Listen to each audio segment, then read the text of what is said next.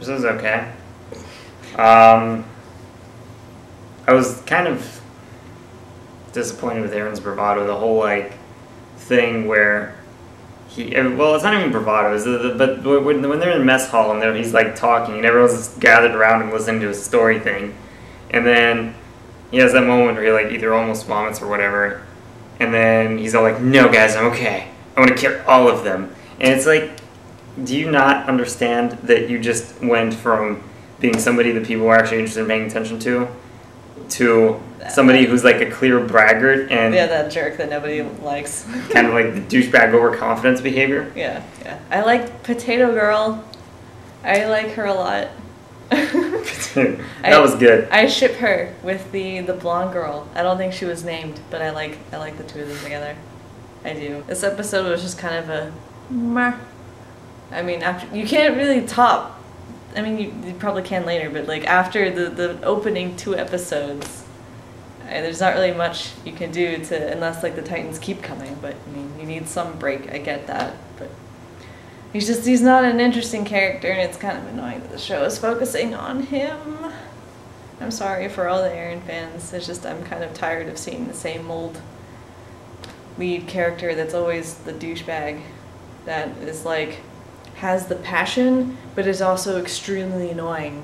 So basically every single Digimon, Inuyasha, Naruto, like that, like it's all the same thing, and I'm tired of seeing that.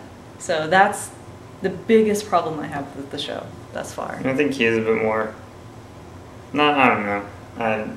Maybe later. I feel like you just take kind of that character stereotype, make it darker as an edgier. It's a trope name.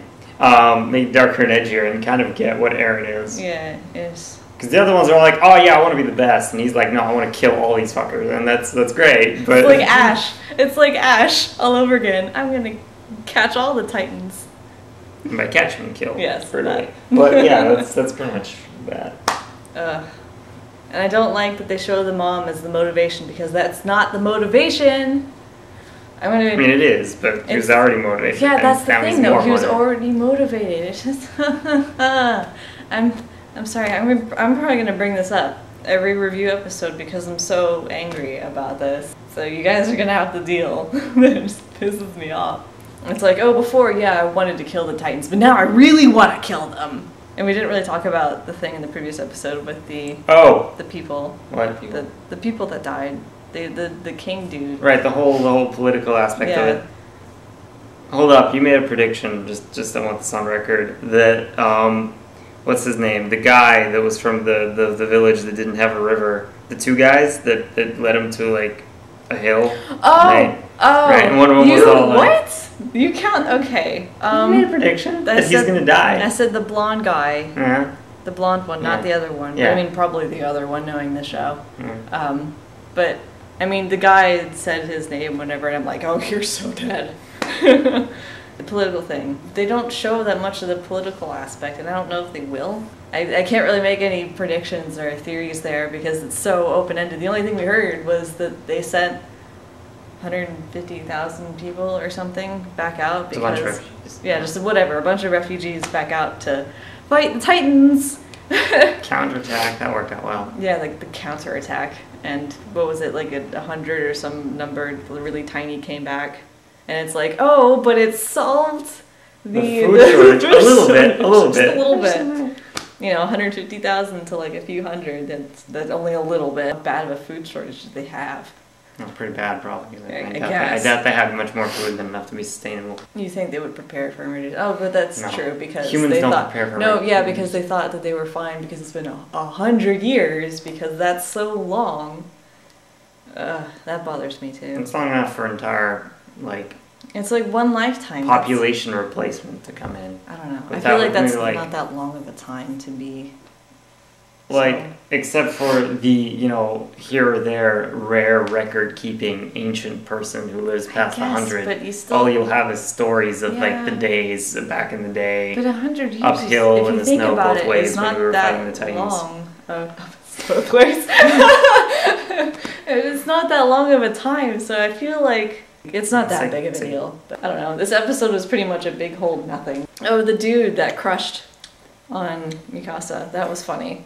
With the whole Wiping his faith in humanity on the guy's shirt. Oh, I thought the whole thing with the belt at the end was lame too, because it's like, it's the same stereotypical thing where it's like, you think they're lame, but then turns out they're actually like, oh, so gifted, and it was like some other bullshit that was impeding them all this time. Yeah. And it's like, no, just, it's okay. Let you them know? succeed from Like that, succeeding. Like that was good. Like I thought, like the They fact had that this he managed really to, nice build up too for him finally not only gaining confidence, but I mean just friends and just everything was like building up to that moment. And when he finally was able to do it, it's like, yeah, you earned that. You finally got to the point where you're capable of doing it, but then it's like, oh no, you've always been capable of doing it. It's just the stuff that doesn't work. Like, I feel like that really destroyed the moment. I mean, there's just, that would have been a much more stronger and I don't know. I think that's a more mature outlook that they could have presented about the world. That people can actually develop skills like you don't have to be talented just to hang in a harness. All right, like yeah, there's talent involved, but most of that can be trained up to at least a point. Yeah, I don't know. I feel like that's a lot more of a push-up, you can do it kind of thing, rather than just like, unless you can already do it, then you can never do it. I'm looking forward to seeing how they resolve the politics more so than anything else. Yeah, that. Because while I know spoilers about things I don't know much about, I don't think they've really delved into the upper echelons of like the government structure. I hope they do.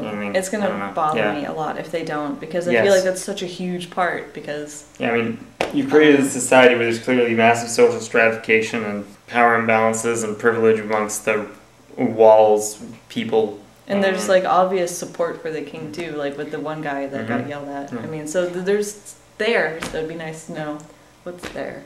I also want to know exactly like how that stratification came about, to be honest. Just the history, yeah. Yeah, it's nice to see how well they handle that. Yeah, this has gone on long enough for this episode. That was a whole lot of nothing. So, good. Yeah, it's kind of hurting the show for me. I'm not super looking forward to the next episode as I was for the previous two. I'm not gonna lie to you, the art style give like when they want to do a scene of like something kind of actiony, but they don't actually want to animate it. So they kind of like shake the picture a bit, and they have I've seen those that, like though. effect lines on the outsides. Yeah, I think that's just. It's really annoying, and it's like, oh my god. And I don't really mind the shake. It looks all like. I don't know. They're not the only show that does that. There's been other ones that anti-preference there. I don't think it's just the laziness of every scene, but the action scenes. Okay, enough. All right, so we'll see you guys eventually whenever I put up the next one and whenever we film it, and then I put it up. Okay, bye.